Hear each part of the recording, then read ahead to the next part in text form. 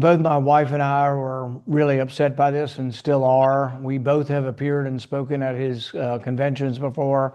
I've met him dozens of times. I've appeared with him on college campus. I appeared at the University of New Hampshire a couple years ago with him. We do the same thing, presentation, and then take question and answers.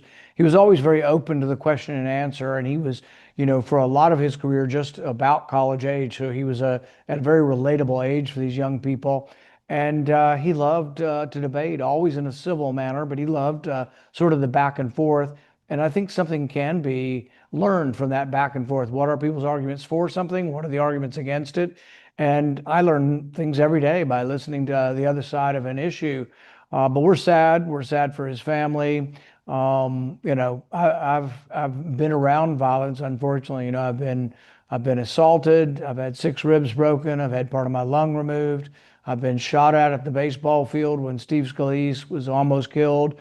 So it's an unfortunate thing in our public discourse, but people need to, you read the internet, you read such anger on the internet, and I think when people become anonymous, they're even more angry.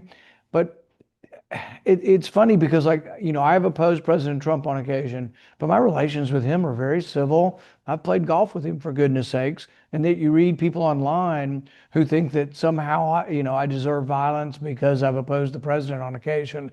And really, more than the vast majority of time, I've actually supported the president, but I've had some disagreements. And people need to learn that disagreements, even President Obama put it, you don't have to be disagreeable to disagree.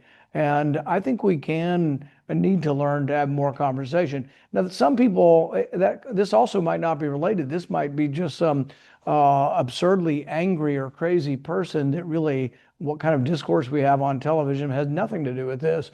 But I think there is argument for thinking about our rhetoric. But there's no excuse for this. Just because we have bad rhetoric doesn't excuse this murder, and this murder needs to be caught and punished.